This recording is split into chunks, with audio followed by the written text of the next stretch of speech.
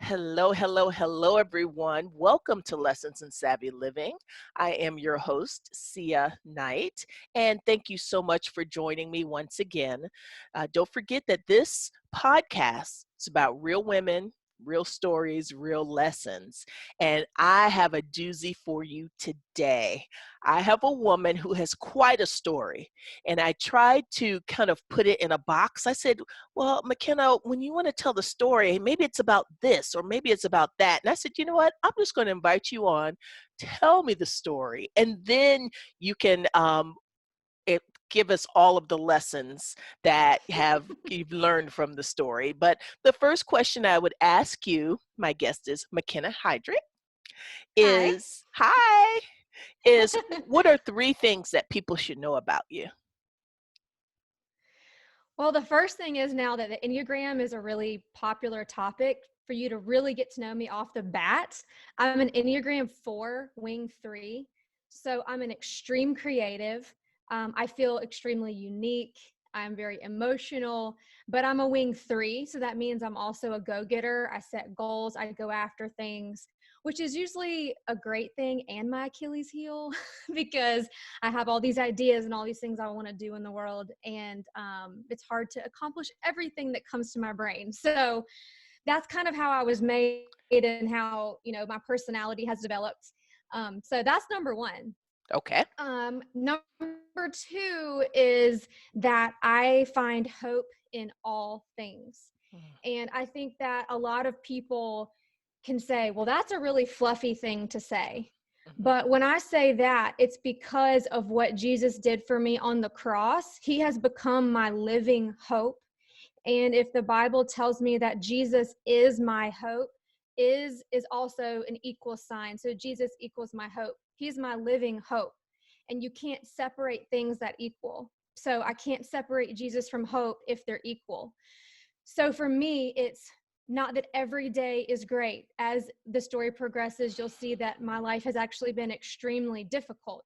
But I can find hope in all things, and I can find good throughout my day if Jesus is my living hope and he sustains me throughout my days, whether it's a good day, like I have way more good days now than I did about 5 years ago. 5 years ago, every day, I didn't know how I was going to make it through. And I didn't know at the end of the day which of my children would be alive. Mm. So I had to allow God to be in my life and become my living hope. He's the only thing that I could rely on. He was the only solid rock that I had because everything else beneath me was sinking sand. And so I have learned through the fire that Jesus is my sustaining, living, everyday hope. So now it's like muscle memory for me that when I encounter something really difficult, or we have a global crisis and we don't know how we're going to get food at the grocery store, or have anxiety about my husband going to work 7 days a week, I can remember, it's a muscle memory that I have, that Jesus sustains me through all things. So that's number two. I can find hope in all things. And then the third thing is that I'm a work in progress. My life has been nothing that I expected, but better than I could have imagined. And that's the only way I can explain it. And I don't have myself together. I don't have all the answers. I am a work in progress. And like I said before, as this story unfolds, we'll see just the trauma that I have been through. And as a result, in 2018, I was diagnosed with complex PTSD Mm. as a result of medical trauma with my children, and the nature of what chronic illness does to someone and a caretaker. And so for me, the last 2 years have been undoing and unlearning everything that was causing me to stay caught up in my trauma and kind of wound up in a ball of yarn. And as my trauma therapist helps me understand it, she takes my ball of yarn that I have and she undoes it one strand at a time. Mhm. This is not something that is like this. When I was first diagnosed, I literally took a summer off of work and said, I'll get this done in a summer. I'll get these therapies done. I'll be fine. I'll bounce back. We're going to get back on this train. And actually what happened was it's 2020 and I'm still unwinding the yarn.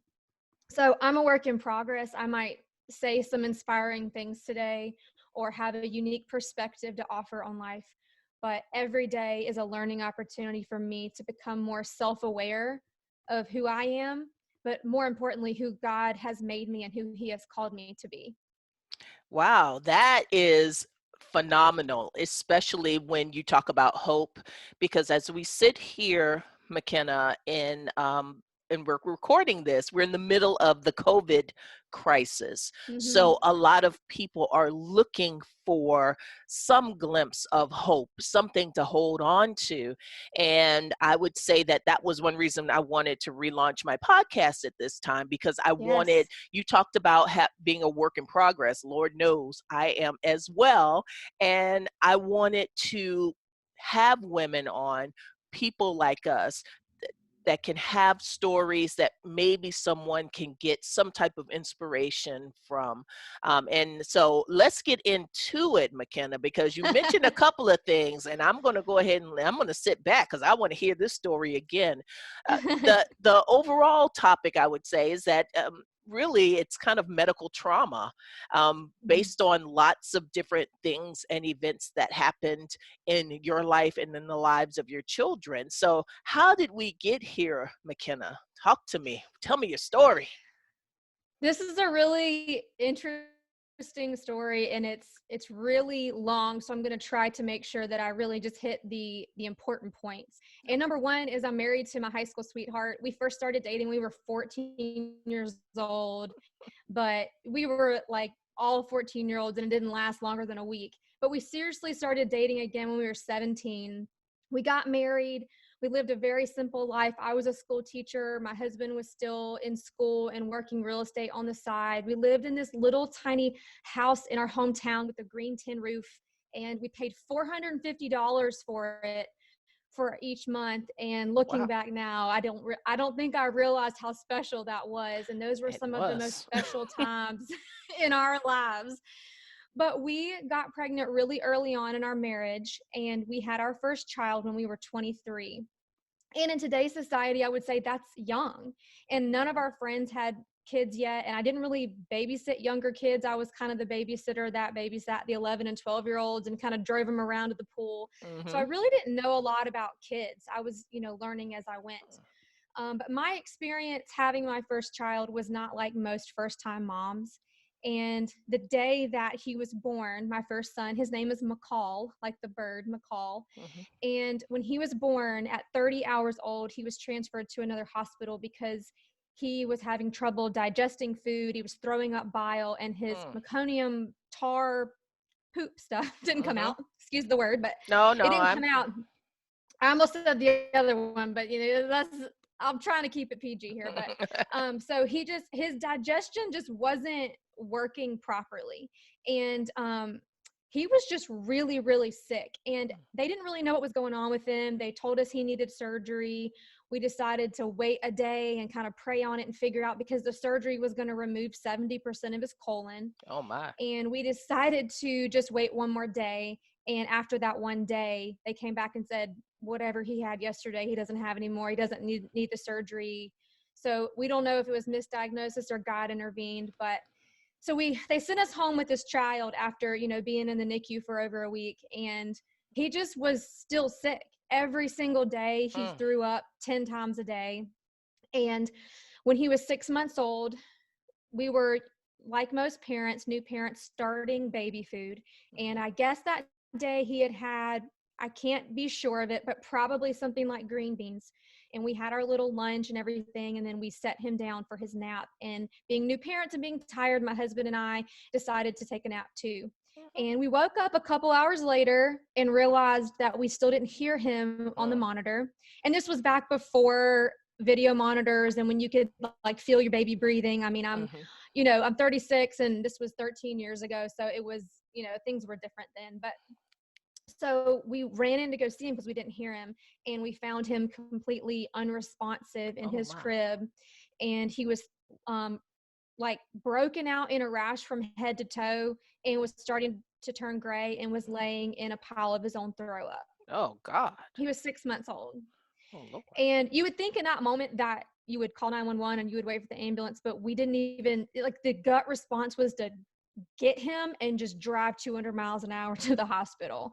Mm. And they ended up bringing him in. He was turned gray by that point, and they kind of revived him and got him back his vitals stable. And all they could offer us was that, hey, he probably had some virus and his fever was so high it just caused all this. Mm. And we were really confused. There was no Mhm. talk about food or anything else. And this is not in any way blaming the medical community, because nobody knew what was wrong with him. Right. But we had been at our pediatrician every time saying, he's throwing up 10 times a day. We know Mm. this isn't normal. And so as things progressed, when he was probably about 3.5, this is what I call hell week. This was the worst week of my life and where the root of most of my PTSD comes from. On a Wednesday afternoon, this was, roughly 3 years after that first incident. And my son was still having trouble with food every single day. He was scratching his head. He was throwing up. We just Mm. could not get any help.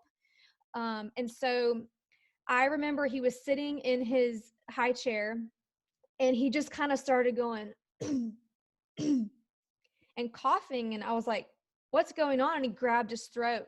Oh And I my. realized that he was choking. Oh gosh. And I pull him out of the high chair. And by this time, he actually stopped breathing completely. And he had turned horizontally on my stomach and was flipping like 360, trying to gasp for air. I could hear him gasping. Oh The wow. hard thing is, I was actually 9 months pregnant at the time with our second son.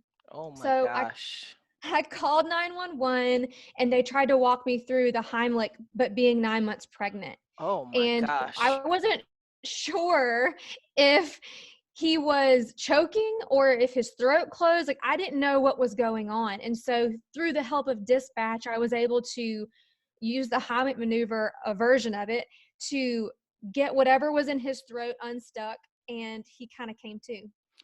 And we worked through that. This was on a Wednesday night. It put me into labor because of the intense trauma Mm. that I went through with it. And to this day, I still don't know what it was. But as the journey would unfold, we would get more information about what we think it probably was. That was on a Wednesday. On Friday night, I couldn't sleep because I had been in labor and I was just really tired. I was 9 months pregnant and I was sitting on the couch watching Gilmore Girls, just trying to catch up. It was like midnight. Everybody, my son McCall was asleep. My husband was asleep. I got hot because I was pregnant, turned on the fan, and was sitting there with my blanket, and I started going, it smells like fire. What? Why does it smell like fire? It smells like smoke. What is that? I get up and I investigate, and I found our laundry room on fire. What? Yes. I quickly wake up my husband, and smoke has filled the entire house by this point. Our laundry room is in flames. And he says, you go get McCall out of bed and y'all just go stand in the street. I'll call 911 and get this fire out. And I kid you not, we go out into the road to get away from our fire. And in that moment at midnight, just a random friend of ours drives by our street and is able to go in and help my husband put out the fire. Oh my And gosh. our house was spared, but we couldn't live in it because of Mm. my child's asthma and food issues, and obviously being 9 months pregnant. So we moved into a hotel, Oh my and that was on gosh. Friday. And on that following Tuesday, 4 days later, I had my second son. And then he also had digestion problems and wasn't doing well. Oh my And we went gosh. through not the same thing. He never threw up, Mhm. but was eventually diagnosed with failure to thrive. He could not hold his food. His food came out the other end. Mhm. And I had one son who was throwing up every single day. I had one child that had 30 diarrhea diapers a day. And when he started eating food, Oh. anything he ate came out whole. So his body wasn't Oh digesting my food. gosh. By this time, my firstborn son was still having issues with food. So we ended up through a process getting him tested for food allergies. And when his test came back, the doctor called me and said, I can't give you these results over the phone. I need you to come in. So I came in and Mm. she said, he's anaphylactically allergic to 150 foods. Wait a And I minute. was Hold like, on, hold on. what Wait, does wait, that wait. even mean? 150 foods? Yes. Oh my gosh. Okay. Sorry, I just wanted to make sure I heard that correctly. Oh my goodness. Go You ahead. heard it correctly. Now that I'm in this food allergy community, I know that there's a lot to be said about the I don't know what the right word is, but just the IgE responses. The test can maybe be not 100% accurate because he was just so inflamed and so allergic that the test was Right. responding to everything. But at that time, I didn't know.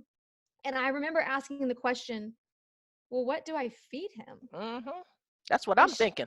and she literally told me, well, just don't feed him those foods. And I was like, wait, where's my support? Where's my resources? Mm. What is he going to eat? And I was so overwhelmed. By this point, my other son was almost a year, and I was pregnant again with my third child and about to give birth again. Oh Okay. my Lord, have mercy. Yes. And I do know what causes that, I, but I, but my husband was not willing to give that up. So um but it was an excruciating time. I remember coming home for dinner and I literally fed him Skittles for dinner because I didn't know what else to oh, do. And I had no support. And by this point, my second son was failure to thrive. He looked emaciated. He had oh, black circles under his eyes. His stomach was swollen and distended. And he slept 15 hours a day. He was lethargic. And I just remember taking him to the doctor and saying, I need help. Like, this isn't normal for a child to have 30 diarrhea diapers a day. Nothing is working with him. He's small. And I remember them saying, well, remember, you're feeding him organic foods. You're really clean. By this time, I had cleaned up our family's diet. I kind of learned about food and said, okay, we're mm-hmm. going to eat from our farmer's market. We're going to eat locally in season. We were eating fruits and vegetables. Um, and I remember thinking, well, what I know about organic foods would make him thrive better. This wouldn't Right. cause him to be emaciated. That doesn't make any sense. Mm-hmm. And so through a process, actually, we've been praying for our kids in our small group for years. And one week, one of the girls in our small group came to us and said, this work I'm doing at the hospital, she did research at the local children's hospital. She said, I came across this rare disease called eosinophilic esophagitis. It took me What? it took me 3 months to learn how to say it. So I know we call it EOE for short. So from here Okay. on out, I'm just going to call it EOE. Okay, I got it. Okay. It's a white blood cell disease in the esophagus. And basically what's happening with this disease is, like you and me, when we have an infection, let's say in our arm, white blood cells will rush to that infection to fight off the infection so that we can stay safe and healthy. Right. We do not have white blood cells in our digestive tract. But what's happening to these kids that have these white blood cell disease, inflammatory diseases in their digestion tract, is that they're swallowing food and they're swallowing air and their body thinks it's foreign. So it Whoa. attacks the esophagus like it's a disease, like it's, an infection, excuse me. And it causes a buildup of those white blood cells, which then causes inflammation, which causes pain, throw up, diarrhea. All of the symptoms we were seeing in both of our children Mm. was just a result of this disease. But it took until my oldest son was 4.5 years old Oh. to be diagnosed. So at that point, I had a 4.5-year-old with a new disease. My middle son was 4 months later diagnosed with the same disease, even though they had separate opposite symptoms. Mm. And then he was diagnosed with his own set of food allergies that were opposite from my first. So my Mm. first child, all of his food allergies were related to lots of vegan foods like soy, nuts, legumes, Oh. chickpeas, which kind of is what explained for us what happened when he was 6 months old and we were trying baby food. We think that he probably had green beans. It's a legume, and he had an Mm. anaphylactic reaction. That's what actually happened to him. Wow. My middle son was diagnosed with food allergies to dairy and meat. And so I had one son who was basically eating meat and dairy and bread, and one son who could only eat vegan food. Wow. And then I had a newborn baby who was having his own digestive problems. Obviously, I have digestion problems in my life, which Mm-hmm. is a whole other story. But and I had a husband who was working swing shift at the time, which, if you're not familiar with that, it is where a shift where they work nights and then they turn around and work days, and then they turn around and Mm-hmm. work nights, and they turn around and they work days. Um, and so we had 3 children under the age of 4, a husband on swing shift work. We couldn't go anywhere to eat, so I couldn't take them to Chick-fil-A. We couldn't even walk into Chick-fil-A because it caused my oldest son to scratch and throw up. Oh my gosh. So I couldn't go anywhere. And I was stuck at the house with my kids. My husband was trying to sleep. We didn't have like a bonus room or anything. We had a small house. And our house was on the market because we had this big old dream of moving to Nashville, Tennessee. And so at any moment I could get a call from our realtor that said, "Hey, can you have a house showing in 2 hours?" Oh, And I I would hate have that. to, I know, but you Hate that. can't turn it down, right? Right. Mm-hmm. So I would wake my husband up and he would have slept for like 2 hours. We'd have to, clean the house really quick, go somewhere, hope for the house, only to get turned down. And I think when you think about getting a diagnosis, a lot of people think, okay, well, now we can identify what it is. And that was our initial thought, is we identify what the culprit was. Now we can figure this out. We can work through it, and our lives are going to get back to normal soon. Mm-hmm. But what we've learned about new diseases, chronic illnesses, is that isn't really how it worked for us. Our life got harder. Oh. So after the diagnosis, until about 2 years ago, between all 3 of our children, we endured 42 surgical procedures. Oh my gosh. And so we became hospital parents, and we lived in and out of the hospital, which we had to travel for because our specialist was 3 hours away in Greenville, South Carolina. Hmm. And we were financially broke.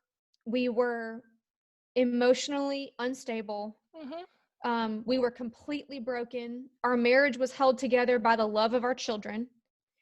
And every single day, we had no idea at the end of the day which one of our kids would be alive and which could possibly be in an emergency situation or a near-death experience. Mm. It was extremely, extremely painful. And life was so, so hard. Mm. But the message that I want to share with people is that those prayers that you pray in your desperation eventually take root, and fruit will come from those prayers. Don't ever think that your situation is too far gone, too complicated to pray about, because the beauty right now of Facebook memories for me is reading those prayers from 4 years ago and reading those prayers from 6 Oh. years ago, because my life right now is a walking testimony that life will get better and that the season will change, Oh. and that your Wow. season of drought will eventually become a season of harvest. It will eventually. God does not forget you. He's not up there going, well, let's just see how many more years she can handle this. No. And one message that I would love for your people to hear, because there were so many well-meaning people in our lives that were speaking goodness into us and speaking encouragement into us. But we have to be careful, and we have to let God sift that encouragement for us. Because what would happen is people would say things to me like, God doesn't give you more than you can handle. And the issue with that is, number one, it isn't biblical. Mm. And number two, I did have more on me physically, emotionally, Mm-hmm. spiritually, financially than I could handle. So when someone said that to me, I would think, well, then what is God doing? Like, Right. so this isn't fair. He has given me more than I can handle. So either God's a liar or you're a liar. Like, what's happening? It really caused me to struggle with my relationship with God until Right. God broke through that and said, I didn't say that. What I said is that life is hard, and I have come to take that burden off of you. You give me your burden, I will walk alongside of it with you in a yoke, and I will carry the weight of it, and I will give you rest. Mm, My God sent me a savior who died on a cross so that he could bear the things that I couldn't, so that I could die to myself and live in him. mm, And that is the message that was missing.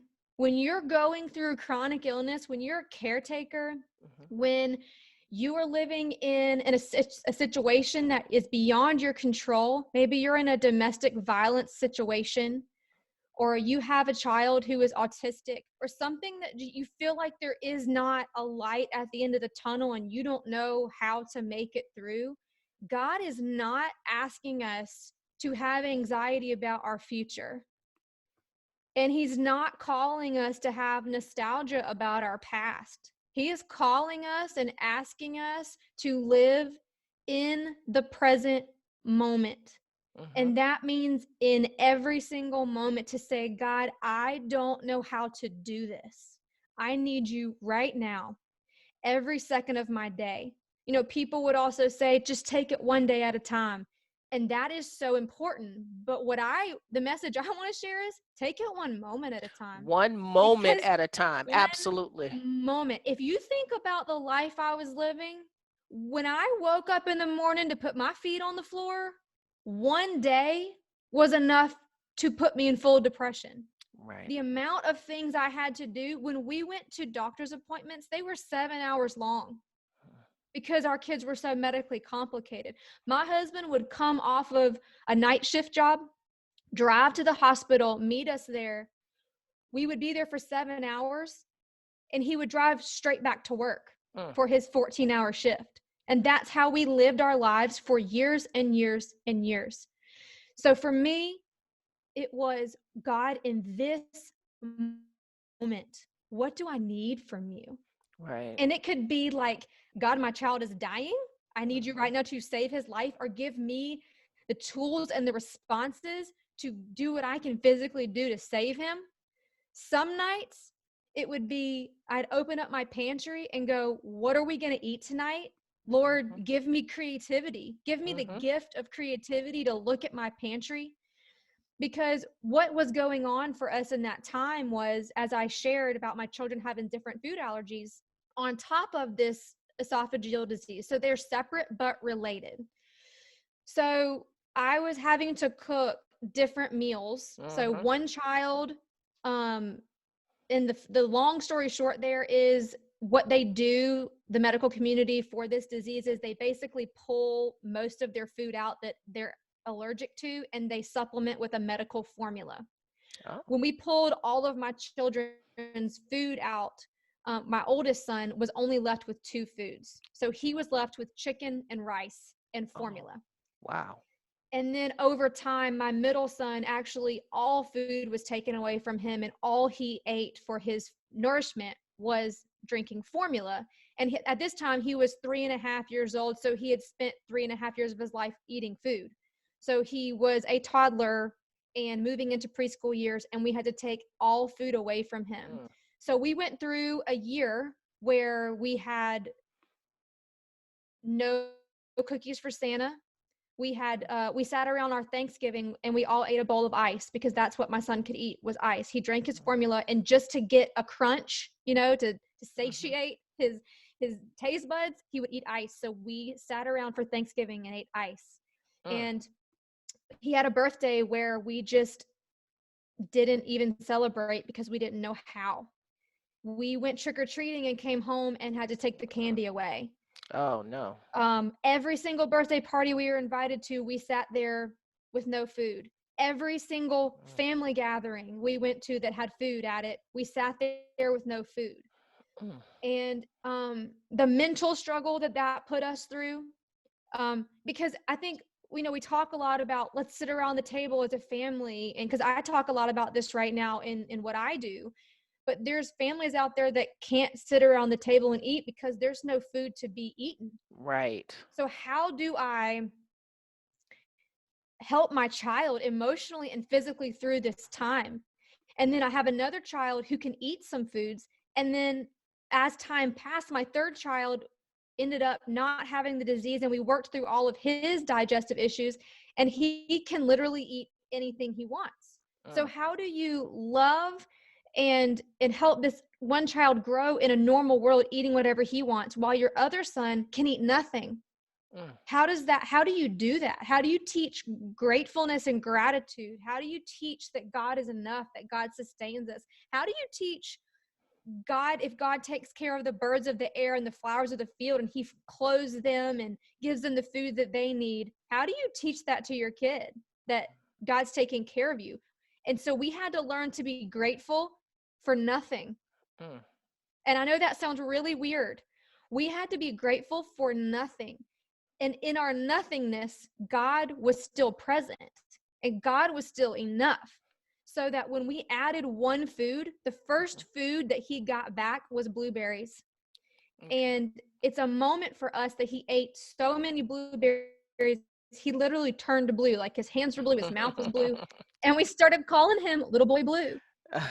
And so for us, blueberries became hope. And what we decided to do was we found a local blueberry farmer, and he's based out of Waynesboro, Georgia, Mr. Bond. He's still to this day one of our heroes. And we just built a relationship with him, and we just made blueberries our life. And we Mm, would go pick the blueberries and just try to make life about relationship. And that's the one thing I learned. Well, there's so many things I learned, but when your kid comes home with an A and you want to take them to get ice cream, mhm, what if that action was stripped from your family and you couldn't give any kind of food reward for mm, anything? And food could also not be comfort for anything. right. So we had to learn that our reward was relationship, right? Mm, And our comfort was relationship. And we had to learn how to be a family, to navigate all of these different foods, to, when I was cooking dinner, if I mixed up the spoons for two of my children, oh, they could both die. oh my So gosh. every single day, and that's from an anaphylactic food allergy Right. perspective. But the pressure that was on me every single day was too much, Hmm. too much. But that's where that idea comes in, that I need God every moment, and I don't need to fear or try to plan too much for the future. It was just, today, Lord, give me my daily formula.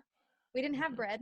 So, Hmm. Lord, give me my daily formula. Or God, give me my daily blueberry. Give me my daily bowl of ice, and let that sustain me today. Hmm. Let your love sustain me. And I'll tell you, what we learned as a family was resiliency. And I talked about this Wow. in the beginning of the podcast about the muscle memory. Now, when we go through something difficult, I have a muscle memory that helps me get through it. Hmm. And it's the verse, and I can't remember the exact verse off the top of my head right now, but it talks about when you go through trials, and it builds character and endurance, and it helps you build who you're supposed to be and who God has called us to be. God did not cause this disease in my family, but he's using it for us to help the world. I'm not trying to change the world. I'm just trying to share my story of how God was present with me in every moment, and help those people in my circle learn how to weather their storms with a little bit of grit and a whole lot of grace, because that's what it Wow. takes.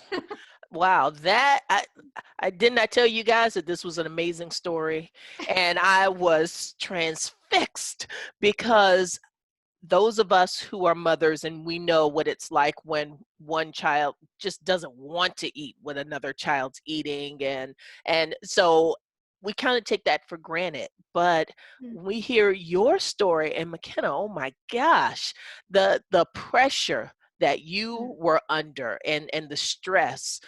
We talk about now being a time of COVID, and the type the stress and the kind of the frustration that people are feeling. That was your life for years. And Yes. and I think that you said that the lesson was resilience. Mhm.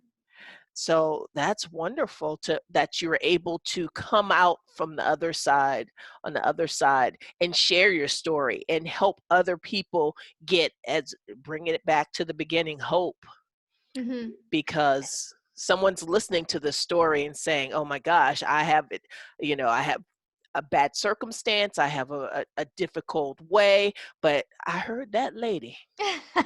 Well, and I also want to share, this goes back to my point 3 about I'm a work in progress. I don't want someone to listen to this story and hear me and go, "Oh, she's just fine. They got through it." There were intense emotional and physical ramifications from everything that we had been through. Um, like I said, I was diagnosed with complex PTSD. I had incredible, I would say, level 10 pain in my neck and my shoulder. Mm, That I was actually at the time a professional singer. It's why we ended up moving to Nashville. And in part of that is I talked about my house being on the market, and it actually ended up being on the market for 5 years. oh, wow. And within that 7-year period that it was on the market, my husband also was applying for jobs in Nashville and was rejected 500 times before he got his first interview.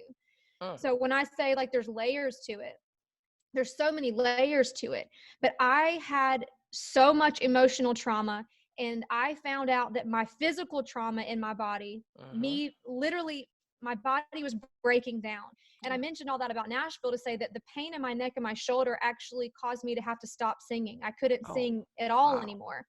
And so and this is really interesting point, is all of this happened for me in 2018 when both of my children were in remission for the first time at the same time. And so a lot of people would say, "Oh my gosh, that's so amazing, and this is so great, this is what you've been praying for." And it was. Mhm, But what happened was, when my children were safe, my body and my mind gave out. mhm, And so exactly. it took me 2 years. I'm still right now in therapies working through Mhm, what happened. I'm learning about triggers and what I can handle and what I can't handle.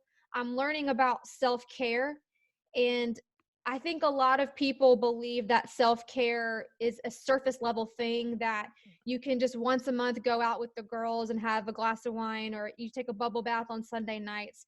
But self-care, to really weather the storm, whatever storm you're going through, whether you're a medical caretaker or you're just weathering something that's chronic every day, self-care is an everyday thing.